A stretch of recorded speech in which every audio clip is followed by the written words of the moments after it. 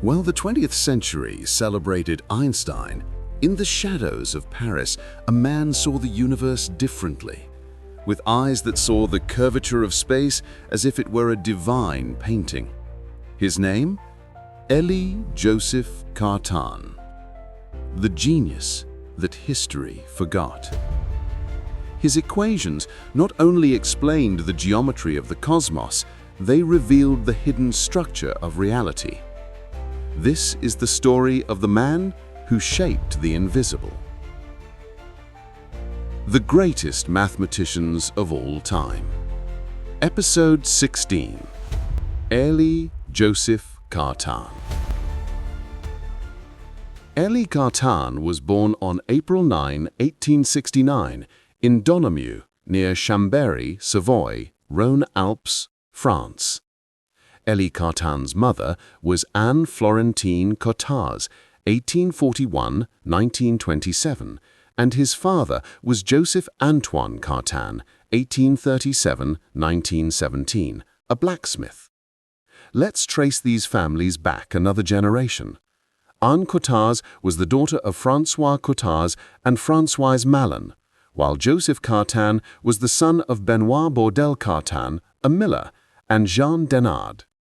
Joseph and Anne Cartan had 4 children: Jean-Marie Cartan, 1867–1931, Élie Joseph Cartan, the mathematician in this video, Léon Cartan, 1872–1956, who followed his father and joined the family blacksmithing business, and Anna Cartan, 1878–1923, who became a mathematics teacher.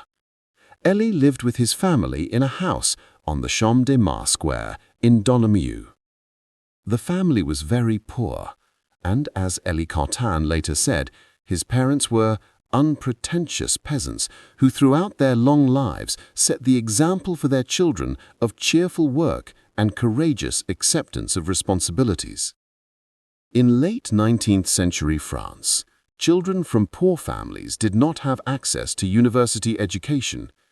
It was Élie's exceptional abilities, combined with a great deal of good fortune, that afforded him a high-quality education.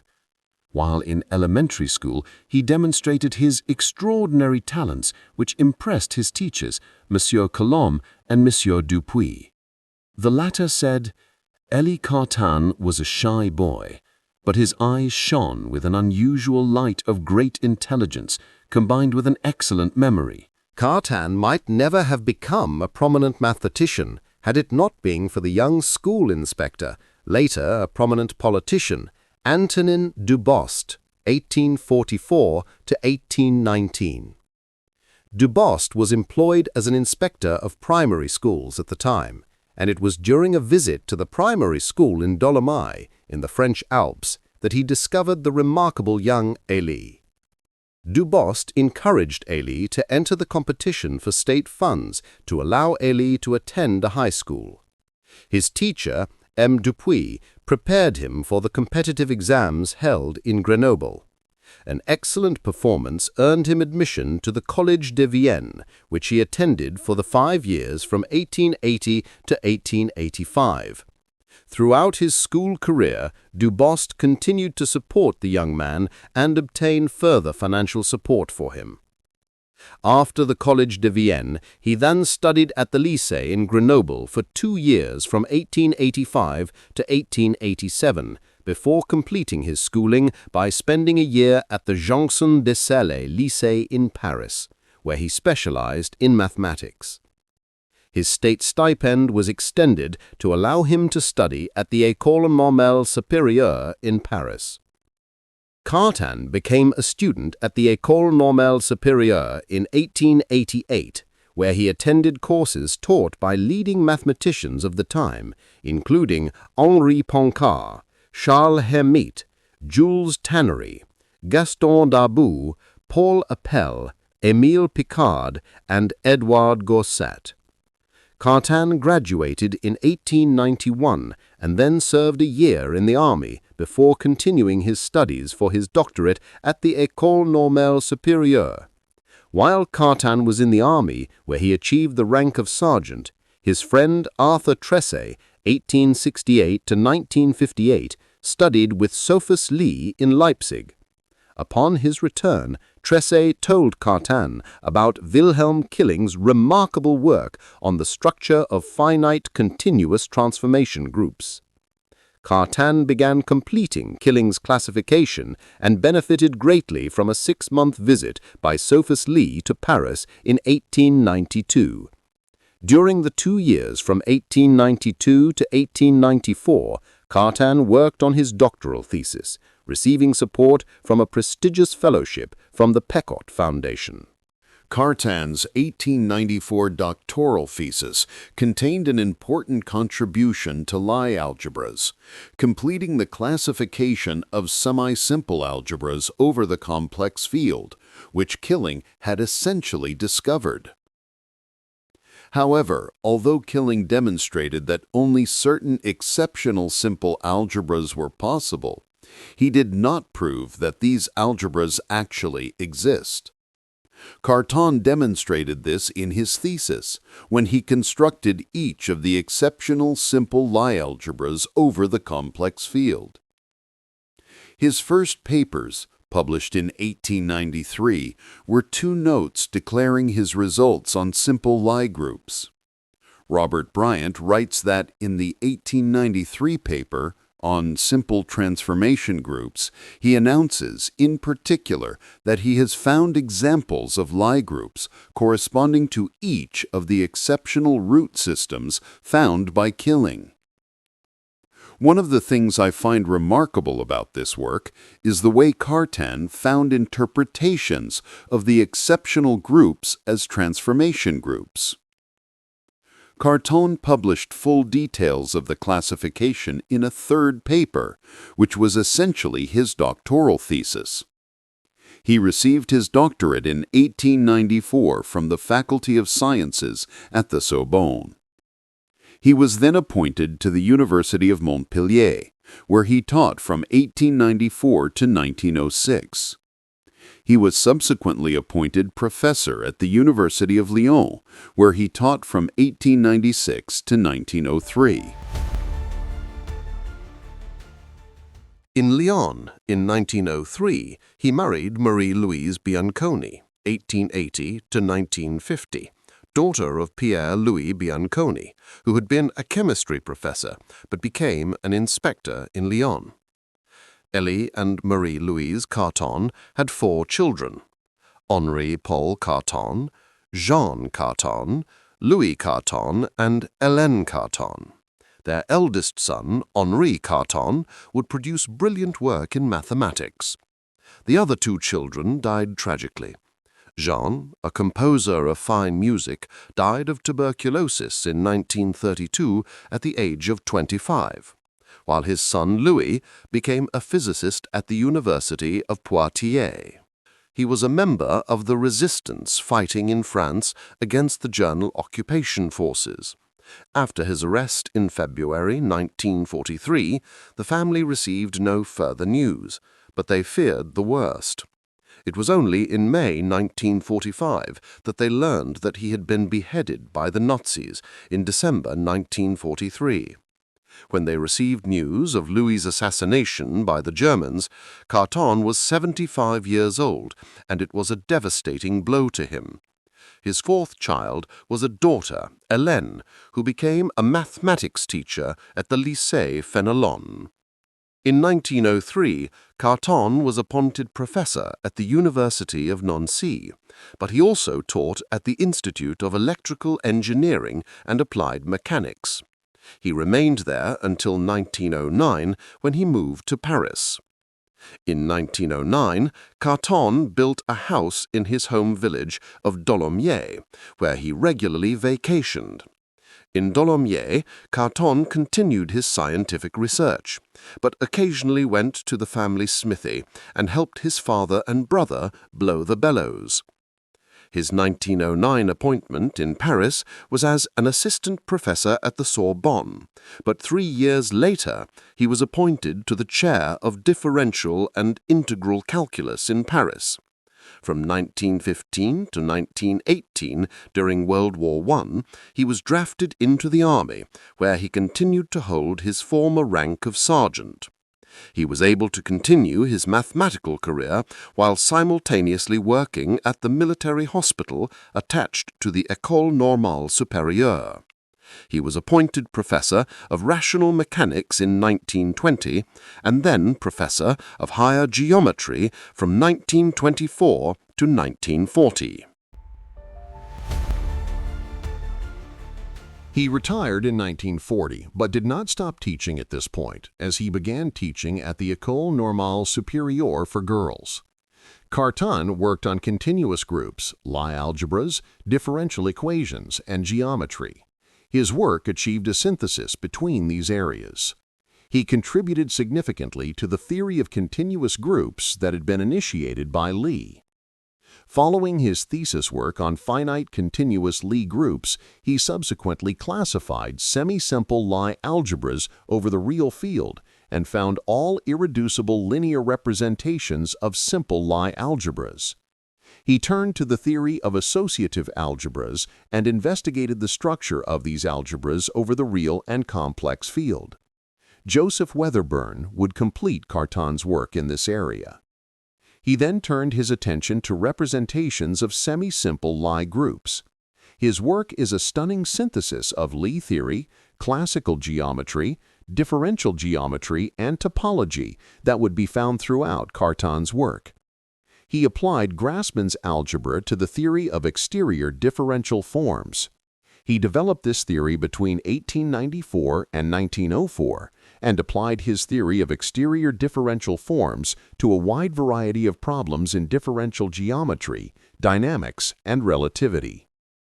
He discussed a large number of examples, treating them in an extremely elliptical style, made possible only by his extraordinary algebraic and geometric insight, and which has confounded two generations of mathematicians. In 1899, Cartan published his first paper on some differential expressions and a Pfaff problem. In this paper, Cartan gave the first formal definition of a differential form.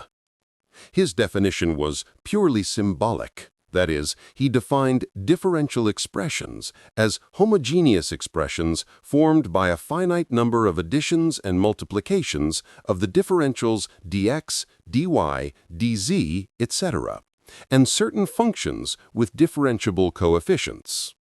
In the following years, he wrote several other important papers on this topic, including on the integration of certain Pfaff systems of character 2 in 1901.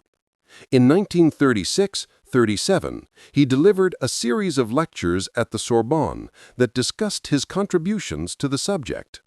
The lectures were published in 1945 in the book External Differential Systems and Their Geometric Applications. Cartan's papers on differential equations are, in many ways, his most impressive work.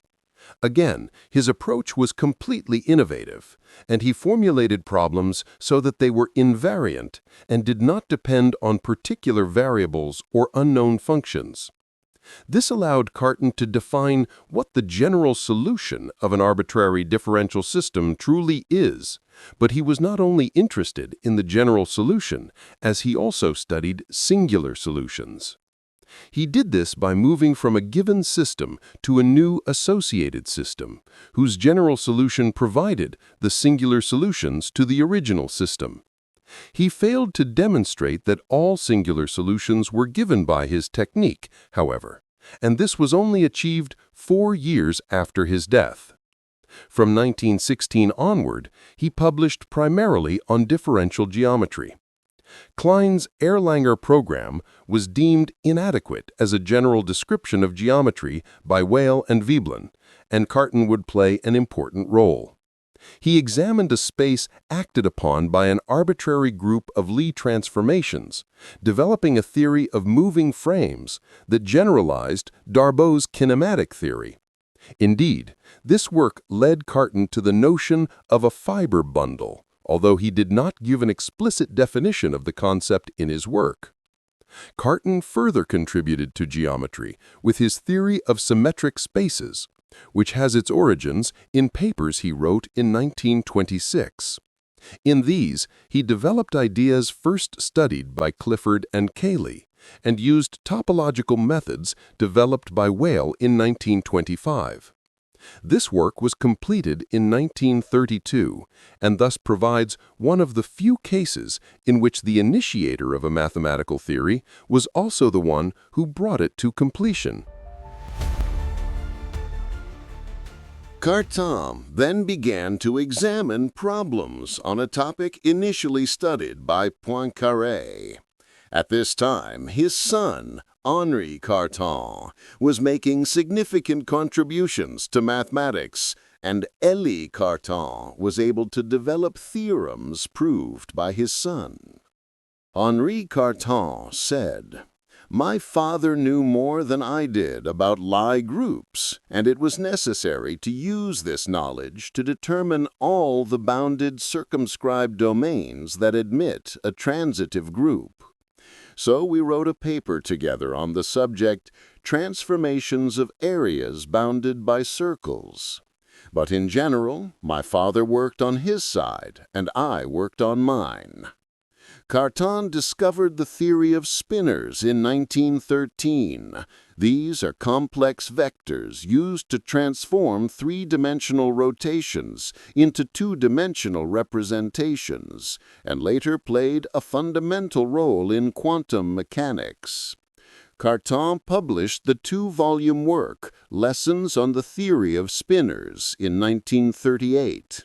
In the preface to both volumes, Cartan emphasizes that, in their most general mathematical form, spinors were discovered by him in 1913 in his work on linear representations of simple groups, and he emphasizes their connection with Clifford's hypercomplex numbers.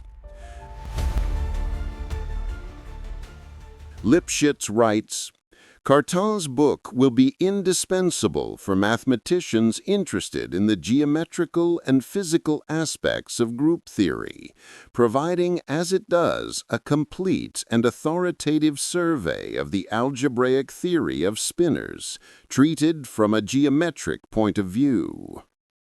Regarding his teaching skills, Xixing Shen and Claude Chevalier write, Cartan was an excellent teacher. His classes were rewarding intellectual experiences, often leaving students with the mistaken belief that they had grasped everything there was to know about the subject.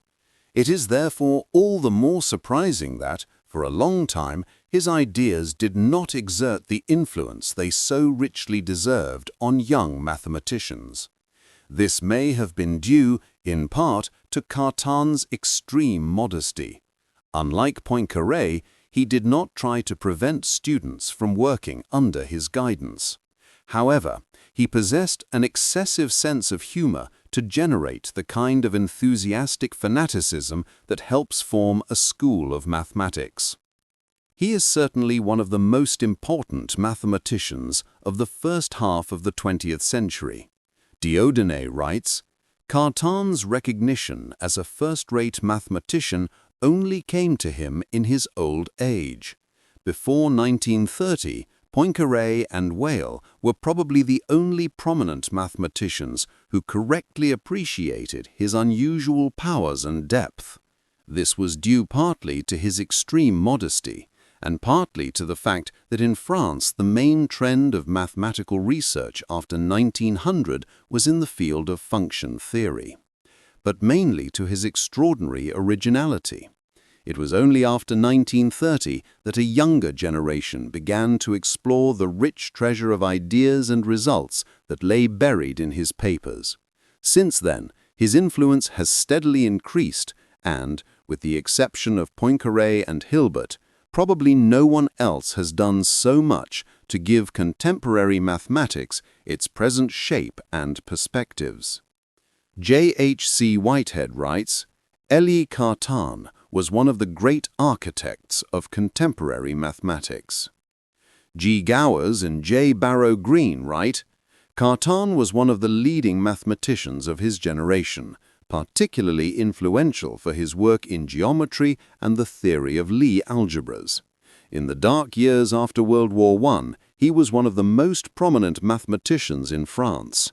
He eventually became a notable influence in the Bourbaki group, of which his son Henri, another distinguished mathematician, was one of the 7 founding members. William Hodge considers Cartan a great mathematical genius who analyzes the scene from a broad perspective and selects the essential elements, thus, with a masterstroke, getting straight to the heart of the problem. His knowledge of countless special cases and his mastery of complex arguments allowed him to advance his subject at a rapid pace and leave a lasting mark on the vast array of mathematical endeavors. With his death, the world has indeed lost one of the great architects of modern mathematics. Robert Herman writes, Cartan is certainly one of the greatest and most original minds in mathematics, whose work on Lie groups, differential geometry, and the geometric theory of differential equations underlies much of what we do today. In my view, his place in mathematics is similar to that of the great masters of the turn of the century in other areas of intellectual life. Just as Freud was influenced by the mechanistic worldview of 19th century science, but used that context to create something new and revolutionary that profoundly influenced 20th century thought, Cartan built, on a foundation of mathematics that was in vogue in the 1890s in Paris, Berlin, and Göttingen, a mathematical edifice whose implications we are still exploring. His work was highly intuitive and geometric, but it also relied on a formidable combination of original methods of calculus and analysis, encompassing mathematical knowledge ranging from algebra to topology. For his exceptional contributions, Cartan received many honors, but, as Dieudonné explained, these only came late in his career. He received honorary degrees from the University of Liège in 1934 and from Harvard University in 1936. In 1947, he received 3 honorary degrees from the Free University of Berlin, the University of Bucharest, and the Catholic University of Louvain. The following year, he received an honorary doctorate from the University of Pisa. He was elected to the Polish Academy of Sciences in 1921, the Norwegian Academy of Sciences and Letters in 1926, the Accademia dei Lincei in 1927, and was elected a Fellow of the Royal Society of London on May 1, 1947. Elected to the French Academy of Sciences on March 9, 1931, he served as vice president of the Academy in 1945 and president in 1946. He became an honorary member of the London Mathematical Society in 1939. A crater on the Moon was named after him. A celebration was held on May 18, 1939 at the Sorbonne to commemorate Cartan's 70th birthday. Many tributes were paid by friends and colleagues, describing his contributions to a wide range of different areas of mathematics.